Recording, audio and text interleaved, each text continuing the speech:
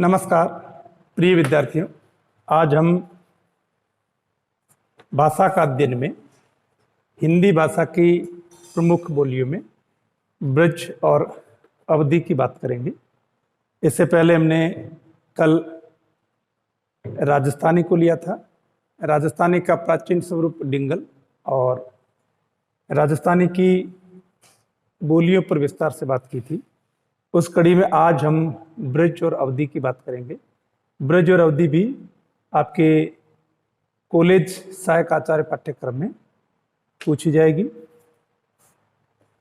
इससे पहले भाषा के संबंध में हमने 2-3 क्लासें ली थी। हिंदी भाषा का उद्भव एवं विकास और हिंदी के संवैधानिक प्रावधान या राजभाषा के संवैधानिक प्रावधान।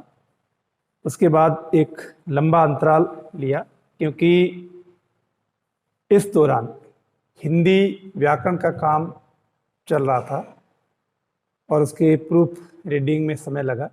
ऐसी स्थिति में कक्षा हो नहीं पाई, तो आपका कॉलेज सहायक आचार्य पाठ्यक्रम में जो भाषा वाला टॉपिक है अब आपका पूरा करवा दिया जाएगा।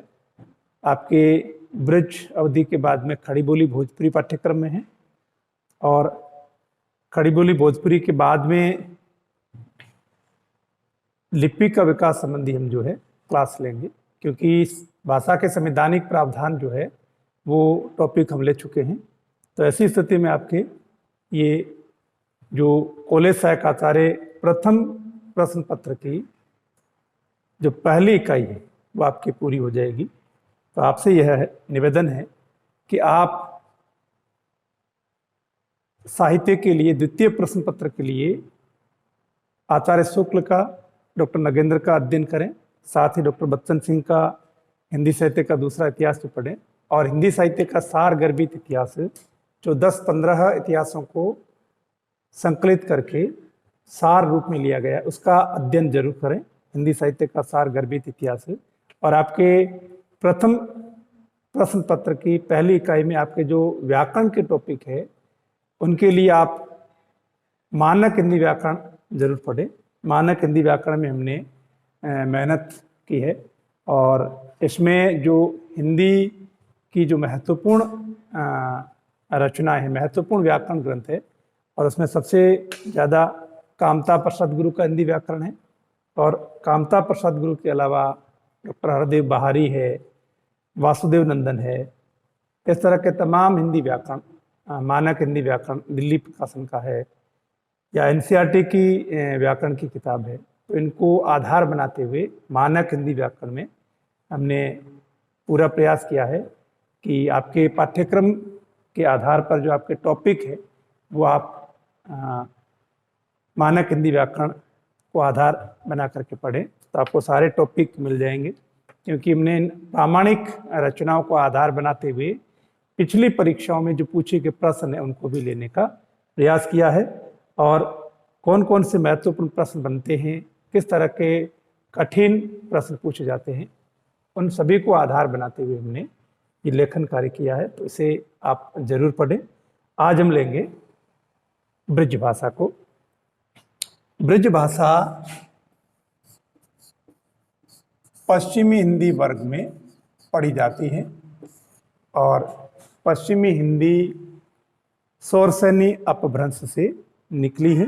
पश्चिमी हिंदी में कुल 5 बोलियां हैं: ब्रज, बांगरू, बुंदेली, कन्नौजी, खड़ी बोली। आपके ब्रज और खड़ी बोली दोनों पाठ्यक्रम में हैं। ब्रज बांगरू जिसे हरियाणवी भी कहते हैं, कन्नौजी और खड़ी बोली, इन 5 बोलियों में से आपके खड़ी बोली को हम थोड़ा विस्तार से लेंगे उसका, क्योंकि खड़ी बोली के संबंध में प्रश्न जो है अक्सर पूछे जाते हैं।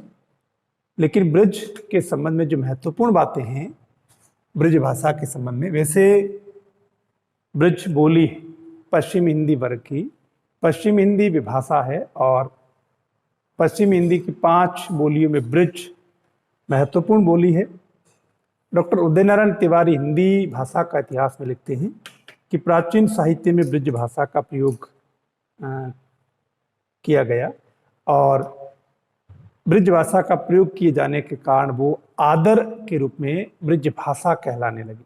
तो इस तरह से ब्रज एक ब्रज मंडल में बोली जाने वाली बोली है, लेकिन वो ब्रज भाषा के नाम से प्रचलित है। तो ब्रज भाषा का उद्भव पश्चिम हिंदी वर्ग में हुआ। पश्चिम हिंदी सौरसैनी अपभ्रंश से निकली है और ब्रज शब्द का अर्थ जो है लिया जाता है चरागाह। चरागाह या इसे आप गो स्थली भी कह सकते हैं। ब्रज जो है चरागाह या गो स्थली से कह सकते हैं। और ब्रज को अंतर्वेदी भी कहते हैं। ब्रज को अंतर्वेदी भी कहते हैं। ये पिछली बार परीक्षा में पूछा गया है, किस बोली को अंतर्वेदी कहते हैं। तो इस आधार पे ध्यान देना है कि ब्रज पश्चिमी हिंदी विभाषा या उपभाषा वर्ग की बोली है और ब्रज का शाब्दिक अर्थ है चरागाह या गोस्थली और ब्रज को अंतर्वेदी भी कहते हैं। अब हम बात करते हैं ब्रज कहाँ बोली जाती है। ब्रज का जो प्रधान केंद्र है, ब्रज का क्षेत्र है, उसमें प्रधान केंद्र है आपका मथुरा, आगरा और अलीगढ़। इन क्षेत्रों में ब्रज जो है बोली जाती है मुख्यतः, यानी इसका केंद्र मथुरा है। मथुरा, आगरा और अलीगढ़ में ब्रज जो है मुख्यतः बोली जाती है। लेकिन ये नहीं है कि इन क्षेत्रों के अलावा नहीं बोली जाती है, इन क्षेत्रों के अलावा भी ब्रज जो है बोली जाती है। वो कहाँ कहाँ बोली जाती है? आपके बरेली, बदायूं, बरेली, बदायूं, एटा, मैनपुरी, ये आसपास के उत्तर प्रदेश के जिले हैं, यहाँ ब्रज बोली जाती है। इनके साथ साथ राजस्थान के 3 जिले, राजस्थान के 3 जिले कौन से? भरतपुर, धौलपुर और करौली में भी ब्रज बोली जाती है। भरतपुर, धौलपुर, करौली के क्षेत्रों में भी ब्रज जो है बोली जाती है। इन क्षेत्रों के अलावा आपके कई और स्थानों पर भी जो है ब्रज बोली जाती है। उनमें आपके गुड़गांव का पूर्वी क्षेत्र, पूर्वी गुड़गांव में ब्रज बोली जाती है और पूर्वी गुड़गांव के साथ ग्वालियर का पश्चिमी क्षेत्र, पश्चिमी ग्वालियर में ब्रज बोली जाती है। पश्चिमी ग्वालियर। तो ध्यान देना, ब्रज का प्रधान केंद्र है मथुरा, आगरा, अलीगढ़, लेकिन ये बरेली, बदायूं, एटा, मैनपुरी और राजस्थान के भरतपुर, धौलपुर, करौली और पूर्वी गुड़गांव और पश्चिमी ग्वालियर जो एमपी में आता है, यहाँ पर भी ब्रज बोली जाती है और आसपास और क्षेत्र में भी ब्रज बोली जाती है। डॉक्टर उदय नारायण तिवारी हिंदी भाषा का इतिहास में, जो हिंदी भाषा का उद्गम एवं विकास में कहते हैं कि ब्रज जो है नैनीताल की तराई के आसपास मिश्रित रूप में बोली जाती है। वहाँ बुक्सा लोग इसका प्रयोग करते हैं, इसलिए वहाँ नैनीताल की तराई के आसपास इसे क्या कहते हैं? नैनीताल की तराई क्षेत्र में इसको बुक्सा कहते हैं। नैनीताल की तराई क्षेत्र में इसको बुक्सा कहते हैं। नैनीताल की तराई क्षेत्र में इसको बुक्सा कहते हैं। साथ ही वो कहते हैं कि ग्वालियर धौलपुर के बीच का जो क्षेत्र सिकरवाड़ राजपूतों का क्षेत्र है, तो सिकरवाड़ क्षेत्र के आधार पर ग्वालियर धौलपुर के बीच में इसको सिकरवाड़ी कहते हैं। क्या कहते हैं? सिकरवाड़ी। कहाँ कहते हैं? सिकरवाड़ी। ग्वालियर धौलपुर के बीच का क्षेत्र, वहां इसको सिकरवाड़ी कहते हैं। और करौली चंबल के बीच जो यादव कह सकते हैं कि प्रधानता के आधार पर वहां की बोली को जादव बाटी कहते हैं। करौली चंबल के बीच का क्षेत्र है करौली चंबल के बीच का क्षेत्र, जहां इसे जादो बाटी कहते हैं, यहाँ से जादो बाटी के नाम से जाना जाता है। और भरतपुर करौली जयपुर के आगे का हिस्सा जो है, जो डांग क्षेत्र है, वहाँ के गुजरों की जो बोली है ये डांगी कहलाती है। ठीक है, कौन सा क्षेत्र है आपके? भरतपुर करौली के बीच का क्षेत्र, भरतपुर करौली के बीच का क्षेत्र जो डांग क्षेत्र है, वहाँ इसे डांगी भी कहते हैं, क्योंकि वहाँ ब्रज का प्रयोग होता है। तो इस तरह का प्रश्न आ सकता है। उदयनारायण तिवारी के हिंदी भाषा का उद्गम और विकास में उल्लेख किया गया है। तो ऐसी स्थिति में आप ये भी ध्यान दें। तो ब्रज का क्षेत्र जो है पूछा जाता है, प्रधान जो केंद्र है वो मथुरा, आगरा, अलीगढ़ है, और बरेली, बदायूं, एटा, मैनपुरी में भी बोली जाती है। भरतपुर, धौलपुर, करौली जो राजस्थान के जिले हैं, और पूर्वी गुड़गांव, पश्चिमी ग्वालियर में भी ब्रज बोली जाती है। और नैनीताल, तराई में इसको बुक्शा कहते हैं। ग्वालियर, धौलपुर आपका जो है, ग्वालियर धौलपुर के बीच का क्षेत्र सिकरवाड़ा, इसे यहाँ सिकरवाड़ी कहते हैं।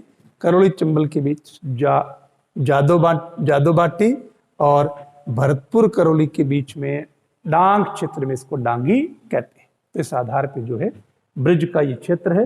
अब हम लेते हैं ब्रज भाषा की विशेषताएं। ब्रज भाषा की विशेषताओं से संबंधित भी प्रश्न पूछा जा सकता है। ब्रज भाषा की मुख्य विशेषताएं जो है क्या है? सबसे पहली बात तो ये है कि ब्रज भाषा ओकारांत या ओकार बहुला है। ओकारांत या ओकार बहुला है। जैसे हम ब्रज के तुलनात्मक रूप में अवधि को लेते हैं तो अवधि अकारांत या अकार बहुला है। ब्रज ओकारांत या ओकार बहुला है। जैसे लेनो, देनो, इस तरह से इसका जो है प्रयोग किया जाता है। ओकारांत या ओकार बहुला। ब्रज भाषा में ड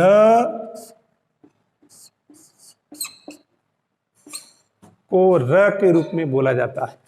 ड़ जो है उच्छिप्त ध्वनि, उसका उच्चारण र के रूप में होता है। जैसे आपका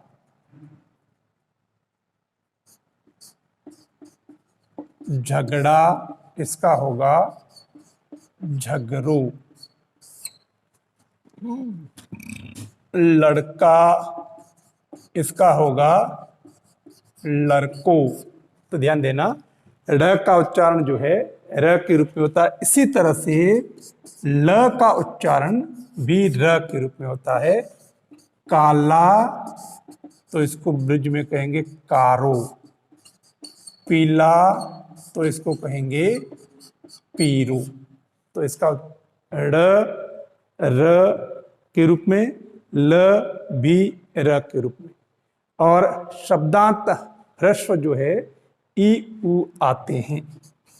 शब्दांत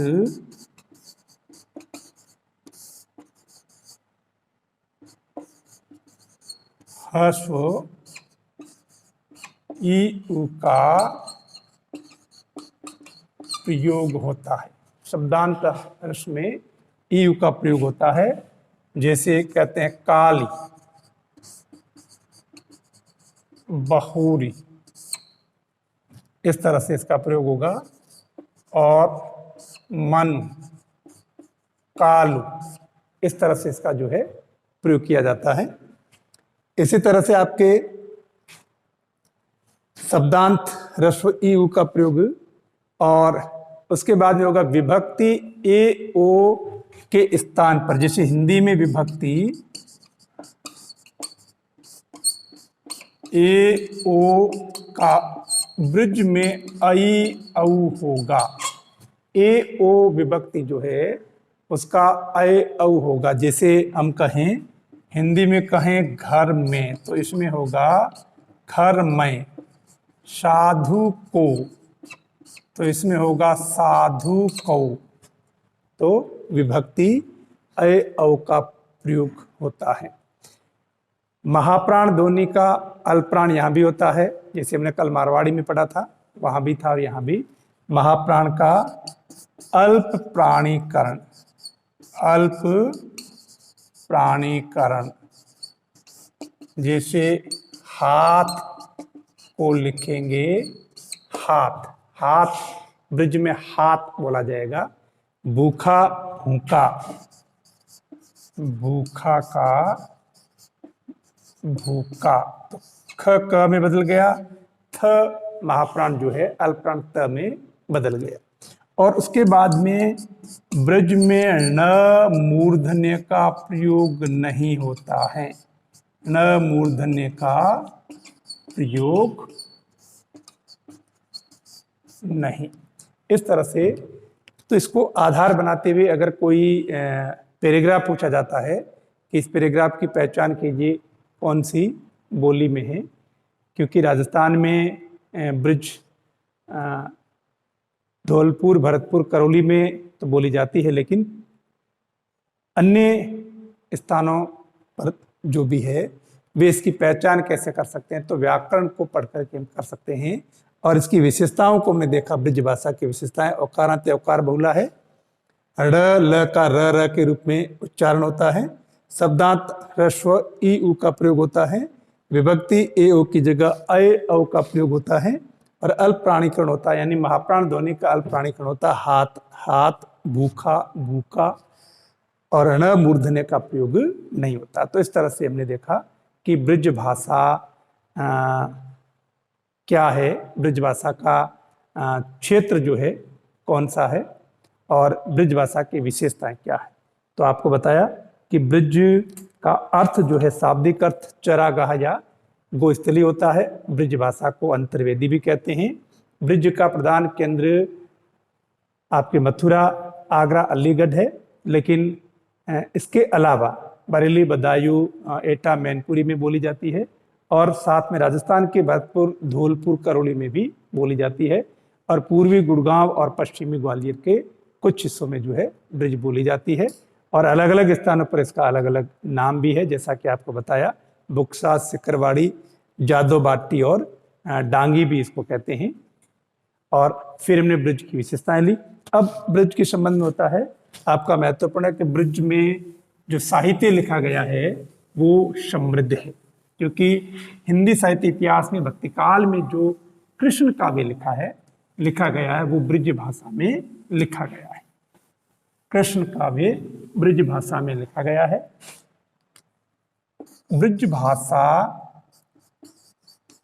में साहित्य की बात करें तो भक्ति काल का कृष्ण काव्य, और कृष्ण काव्य में सूरदास, रसखान, मीरा जैसे कवियों का नाम लिया जा सकता है। रीतिकाल पूरा, रीतिकाल की भाषा ब्रिज रही है। वे चाहे कवि केशव हो, चिंतामणि त्रिपाठी हो, भूषण हो, देव हो, बिहारी हो, भिखारीदास हो, या अन्य तमाम कवि हो, रीतिकाल के तमाम कवि ब्रिज भाषा में लिखते हैं। और फिर आधुनिक काल में भारतेंदु युग में भी कविता ब्रिज भाषा में लिखी गई है। भारतेंदु युग के बाद भी ब्रिज भाषा में लिखा जाता रहा है।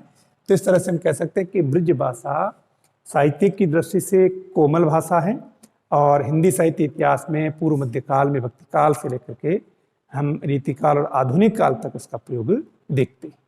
तो रचनाकारों के भी अगर नाम पूछा जाता है तो सूरदास, रसखान, मीरा से लेकर रीतिकाल के तमाम कवि और भारतेंदु युग के कवि ब्रिज भाषा में कविता लिखते हैं। तो अब हम लेते हैं अवधी भाषा।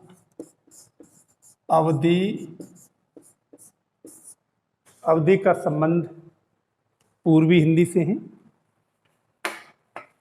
पूर्वी हिंदी अर्धमागधी अपभ्रंश से निकली है। इस तरह का प्रश्न भी पूछा जा सकता है कि अवधी किस अपभ्रंश से निकली है। अवधी पूर्वी हिंदी विभाषा की बोली है। पूर्वी हिंदी में 3 बोलियां हैं, अवधी, बघेली, छत्तीसगढ़ी। इन 3 बोलियों में अवधी सर्वाधिक महत्वपूर्ण बोली है, और अवधी पूर्वी हिंदी से निकली है, और पूर्वी हिंदी अर्धमागधी अपभ्रंश से निकली है। अवधि को पूर्वी और कौशली भी कहते हैं। पूर्वी या कौशली भी कहते हैं। अवधि को पूर्वी या कौशली भी कहते हैं, क्योंकि कौशल क्षेत्र में बोली जाती है। अवध प्रांत और अवध प्रांत के अलावा भी कई स्थानों पर ये बोली जाती है। प्रयागराज में भी बोली जाती है और आसपास के जो जिले वहाँ भी। तो इसे अवध प्रांत के आधार पर भी कई अवधि कहते हैं, लेकिन अवध प्रांत के अलावा कई स्थानों पर बोली जाती है। इसे पूर्वी और कौशली भी कहते हैं। अवधि का जो क्षेत्र है, वो अवधि का क्षेत्र जो है, अवध प्रांत तो है ही, अवध प्रांत के अलावा भी कई जिले हैं। अवधि के क्षेत्र के संबंध में प्रश्न पूछा जा सकता है कि कौन कौन से जिलों में अवधि बोली जाती है। तो ये लखीमपुर खीरी, लखीमपुर खीरी, बहराइच, गोंडा और बाराबंकी, लखनऊ, सीतापुर, बाराबंकी, लखनऊ, सीतापुर, इन जिलों के अलावा उन्नाव, फैजाबाद, उन्नाव, फैजाबाद, सुल्तानपुर और सुल्तानपुर के साथ साथ सुल्तानपुर के साथ साथ रायबरेली में भी बोली जाती। ये मुख्य रूप से जो है अवध प्रांत के क्षेत्र है। इस आधार पर इसको अवधि कहते हैं, लेकिन अवधि अवध प्रांत के अलावा अवध प्रांत से बाहर भी बोली जाती है। और वे क्षेत्र आपके इलाहाबाद, फतेहपुर, इलाहाबाद, जिसे प्रयागराज भी कहते हैं। कई बार प्रश्न पूछा जाता है प्रयागराज में कौन सी बोली बोली जाती है, अवधि बोली जाती है। तो इसके अलावा फतेहपुर के बाद में आपके जौनपुर, प्रतापगढ़, जौनपुर, प्रतापगढ़ और प्रतापगढ़ के साथ आपका पश्चिमी मिर्जापुर, पश्चिमी मिर्जापुर, ये क्षेत्र जो है अवधि के हैं। ध्यान देना, मुख्य रूप से लखीमपुर खीरी, बहराइच, गोंडा है। बाराबंकी, लखनऊ, सीतापुर, उन्नाव, फैजाबाद, सुल्तानपुर, रायबरेली और साथ में अवध प्रांत से बाहर, अवध क्षेत्र से बाहर इलाहाबाद, जो प्रयागराज के नाम से जाना जाता है, फतेहपुर, जौनपुर, प्रतापगढ़, पश्चिमी मिर्जापुर में अवधि बोली जाती है। अवधि को बेसवाड़ी भी कहते हैं। अवधि को बेसवाड़ी भी कहते हैं, बेसवाड़ी भी कहते हैं। बेसवाड़ी जो कहते हैं उस संबंध में डॉक्टर उदय नारायण तिवारी हिंदी भाषा का उद्गम एवं विकास में कहते हैं कि जो बेसवाड़ा क्षेत्र है, बेसवाड़ा क्षेत्र जो है उन्नाव, लखनऊ, रायबरेली, फतेहपुर, उन्नाव, लखनऊ, रायबरेली, फतेहपुर, उन्नाव, लखनऊ, रायबरेली, फतेहपुर, यहाँ जो बोली जाती है अवधि, उसे बेसवाड़ी अवधि कहते हैं। तो अवधि को पूर्वी भी कहते हैं, कौशली भी कहते हैं, लेकिन जो बेसवाड़ी कहते हैं उस संबंध में डॉक्टर उदय नारायण तिवारी कहते हैं कि उन्नाव, लखनऊ, रायबरेली, फतेहपुर जो बेसवाड़ा क्षेत्र है, वहाँ की जो बोली है अवधि, वहाँ इसे बेसवाड़ी कहते हैं। तो इस तरह से ये अवधि के क्षेत्र के संबंध में है। अब हम बात करते हैं अवधि की विशेषताएं क्या है। अवधि में जो है मुख्य रूप से क्या है जिसकी हम पहचान कर सकें। कोई पैराग्राफ भी पूछा जा सकता है कि अवधि एक भाषा का है या किसी अन्य भाषा का। तो अवधि की विशेषताओं की बात करें तो जैसा कि हमने ब्रज भाषा में लिया था कि ब्रज भाषा जो है कैसी है। ब्रज भाषा आपके ओकारांत या ओकार बहुला थी तो अवधि अकारांत या अकार बहुला है।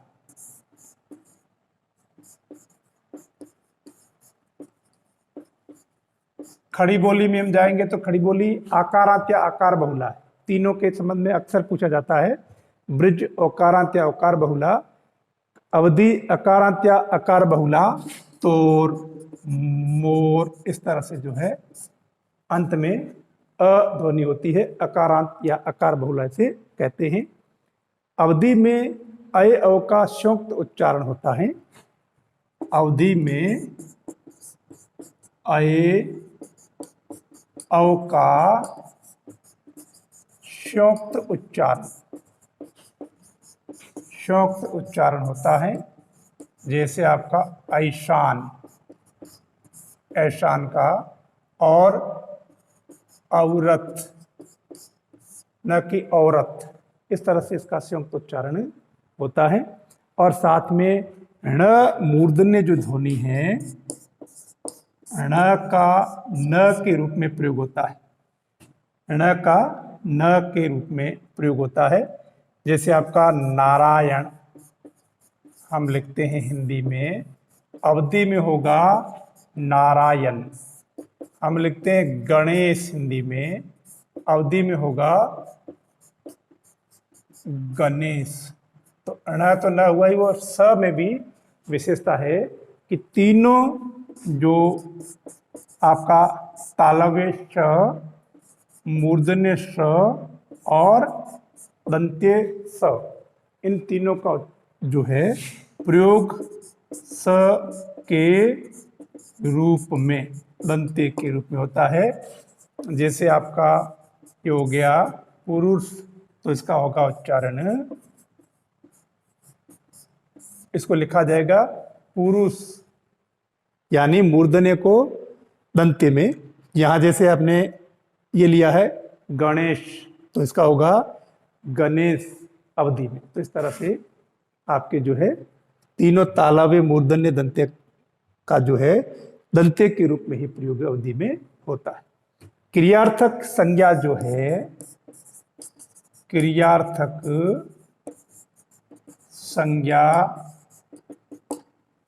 संज्ञा ब का प्रयोग, क्रियार्थक संज्ञा ब। अब जैसे आपका कहना, कहब, चलना, चलब, देखना, देखब, ये प्रश्न पूछा गया है और पूछा जा सकता है। क्रियार्थक संज्ञा ब का प्रयोग कहना, कहब, चलना, चलब और देखना, देखब, इस तरह से इसमें प्रयोग होता है। और इसमें अवधि में जो है ने परसर का प्रयोग नहीं होता, ने परसर का प्रयोग नहीं होता, प्रयोग नहीं होता है। और साथ में एक और जो बात है इसकी, वो है बहुवचन में न का प्रयोग होता है। जहां शब्द में न लगेगा, बहुवचन में न का प्रयोग, बहुवचन में न का प्रयोग, गोपिका, गोपिन, इस तरह से जो है इसमें होता है। न लगते ही वो बहुवचन हो जाएगा। तो ध्यान देना, हमने अवधि भाषा को लिया। अवधि को पूर्वी और कौशली भी कहते हैं। और बाबूराम सक्सेना ने अवधि का संबंध जो माना है वो अर्धमागधी के बजाय वे पाली से इसका संबंध मानते हैं। ये उनका अपना मत है। इस तरह का प्रश्न भी पूछा जा सकता है। और अवधि के क्षेत्र की जो बात की हमने, अवधि का क्षेत्र है, मुख्य है लखीमपुर खीरी, बहराइच, गोंडा, बाराबंकी, और साथ में अवध क्षेत्र के जो अन्य जिले हैं या अवध प्रांत के आसपास के जो है लखनऊ, सीतापुर, उन्नाव, फैजाबाद, सुल्तानपुर, रायबरेली, यहाँ अवधि बोली जाती है। अवध से बाहर इलाहाबाद, प्रयागराज, फतेहपुर, जौनपुर, प्रतापगढ़, पश्चिमी मिर्जापुर में भी अवधि का प्रयोग होता है। अब हम बात करते हैं अवधि भाषा के साहित्य की। साहित्य की दृष्टि से देखा जाए तो अवधि जो है समृद्ध भाषा रही है। अवधि में लोक साहित्य भी लिखा गया और मुख्य रूप से अवधि जो है भक्ति काल में राम काव्य की प्रधान भाषा रही है। और राम काव्य के साथ साथ सूफी काव्य भी अवधी भाषा में लिखा गया है। तो साहित्य की अगर बात करें तो अवधी जो है में भक्ति काल का राम काव्य लिखा गया। राम काव्य में सबसे प्रमुख जो कवि है, प्रतिनिधि कवि है, वे तुलसीदास है। तुलसीदास का रामचरितमानस, हालांकि तुलसीदास ने अवधी और ब्रज दोनों भाषाओं में लिखा है, लेकिन अवधी में उन्होंने जो है ज़्यादा रचनाएं लिखी है। अवधी भाषा में उनकी रामचरितमानस जो है एक महत्वपूर्ण कृति मानी जाती है। राम काव्य में तुलसीदास के साथ में और भी कवि उन्होंने भी जो है भाषा का प्रयोग किया, विष्णुदास, अग्रदास ने, इन्होंने भी। और साथ में सूफी काव्य भी अवधी भाषा में लिखा गया है। सूफी काव्य में सबसे महत्वपूर्ण जो है मलिक मोहम्मद जायसी है। जायसी ने पद्मावत अवधी भाषा में लिखा है, और अन्य जो भी कवि है, उस्मान हैं, मंजन हैं, कुतुबन हैं, तमाम सूफी कवि अवधी भाषा में लिखते हैं।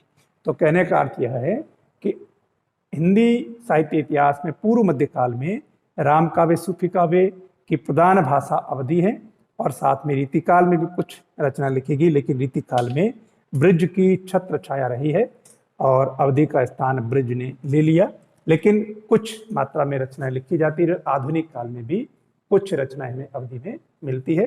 तो इस तरह से हमने देखा कि ब्रज पश्चिमी हिंदी वर्ग की है जो स्वरसेनी अपभ्रंश से निकली है, और अवधी पूर्वी हिंदी वर्ग में आती है जो अर्धमागधी अपभ्रंश से निकली है। इन बोलियों के क्षेत्र को लेकर प्रश्न पूछा जा सकता है, या इन बोलियों की विशेषताओं को लेकर प्रश्न पूछा जा सकता है, या इनके साहित्यिक अवदान या ब्रज अवधि के साहित्यकारों के संबंध में प्रश्न पूछा जा सकता है। आप इस तरह से अपना टॉपिक तैयार करें। धन्यवाद।